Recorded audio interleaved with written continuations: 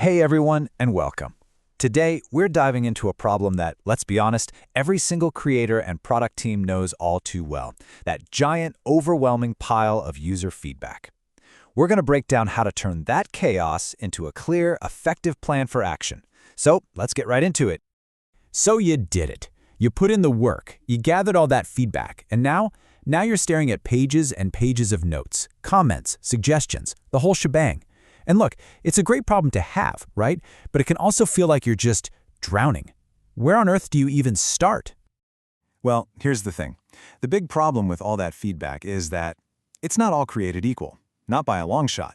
If you just start jumping in, fixing things one by one as they pop up, you're going to find yourself stuck in this endless rabbit hole of tiny little tweaks. And meanwhile, the really big problems, they just get ignored. Think about it. That raw feedback is a total mess, isn't it? You've got these critical, show-stopping bugs hiding right next to someone's personal opinion about a shade of blue. And then you've got these brilliant, game-changing feature ideas all mixed up with, some really minor complaints. If you try to tackle everything at once, yeah, that's just a recipe for disaster. What you need is a system. And that system? It all starts with one single fundamental principle. And that is learning how to separate what's truly critical from what's just, well, minor. Honestly, this is the most important step you can take if you want to make real, meaningful progress. Okay, so what do we even mean by critical? Look, it's not just any old bug. A critical issue is a fundamental roadblock. We're talking about things like broken interactions, navigation that's so confusing it's basically useless, or a feature that's missing and is absolutely essential for the product to even do its job. It's literally anything that stops your user dead in their tracks. Let me paint a picture for you. This really shows the difference. On one side, you have a minor inconvenience, like, say, a slight color mismatch on a button. Sure, a user might notice it. It might bug them a little, but they can still get done what they came to do. But on the other side, you have a major barrier, something like a button being in a completely nonsensical location that just breaks their entire workflow. See the difference? One's just an annoyance. The other, that's a deal breaker. And that right there, that gets to the absolute heart of this whole thing. Your job isn't to chase down and fix every little cosmetic issue. No way. It's to find and then completely tear down those major barriers that are causing real frustration and stopping your users from actually succeeding. Okay, so I think we've got a good handle on the what and the why. Now it's time to get practical. Let's talk about the how. How does this all build into a process you can use again and again? We're talking about triage, sorting and prioritizing, but with a really clear purpose. And this really is the million-dollar question, isn't it? When you're faced with two different issues, how do you objectively decide which one is the real barrier and which one is, just an inconvenience? The answer, it turns out, is a surprisingly simple but incredibly powerful question.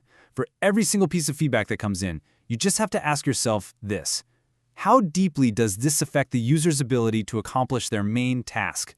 If the answer is yes, it does, or even a maybe, then chances are you've just found yourself a critical issue. So this all comes together in a really straightforward 4-step plan.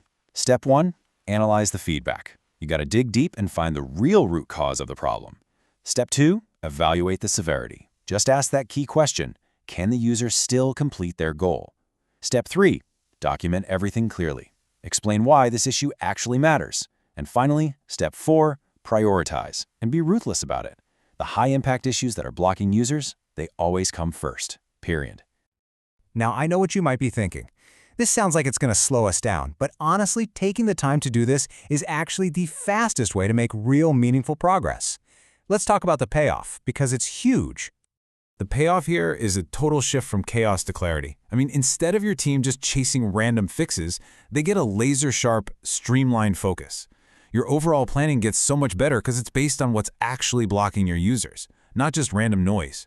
You stop wasting all that time on superficial stuff, and you get a crystal clear direction for what to do next.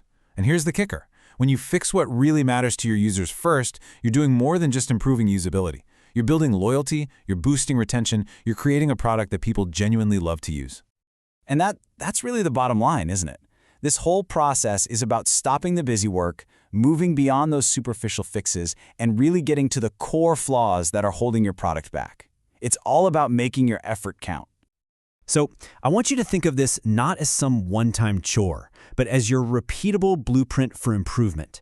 This is how you consistently transform that messy, chaotic pile of feedback into a clear, strategic roadmap that actually leads to a better product. Ultimately, a process like this just elevates the work you're doing. You stop being reactive, just putting out fires and fixing bugs as they come in. Instead, you start proactively improving the core experience for your users. You go from being just a bug fixer to a true product builder. So I'm going to leave you with a question to think about. When you look at your own project through this lens, what's that one issue, right now, that's more than just a minor inconvenience? What's that hidden barrier that's just sitting there, waiting for you to tear it down? Go find it, because once you do, you'll know exactly where to start. Thanks so much for joining me.